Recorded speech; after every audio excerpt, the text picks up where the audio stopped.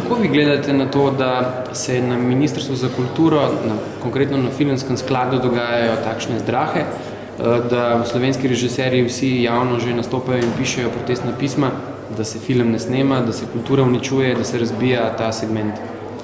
Poglejte, jaz gledam to preko izvajanja proračuna. Res je, da tukaj so neka sredstva, ki se še niso bila uporabljena, ker se niso naredili takšni projekti in pa finančni načrti, kot jih pravilnik zahteva.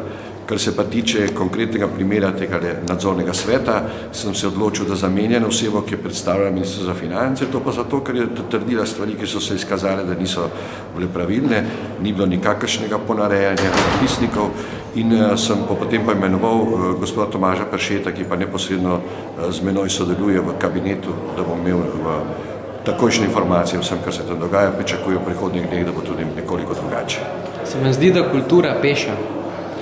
Mislim, da zaradi tega ne verjamem, da kultura peša. Kakšna je situacija na kulturnem področju, jaz mislim, da ni odvisno od proračuna, nikdar ni bilo. Kulturniki pa kulturni ljudje so obstajali brez proračuna in bodo tudi. Na vsak način je pa, kar se odgovornosti Ministrstva za finance tiče, mi smo zagotovili v proračunu zadostna sredstva, to se pravi, vedno se najde nekdo, ki bi predlagal še nekoliko več. Upam pa, da jih bodo pametno in pa gospodarno porabili. Pa lahko vas samo vprašam še, kateri slovenski film ste si zadnje ogledali? To ste me pa zdaj presenetili, bi vam ne bi znal povedati. Enega kratkega sem gledal pred kratkim, to je en dokumentarni film, ki je bil nagrajen, ki ga tudi pa se ne spomnim.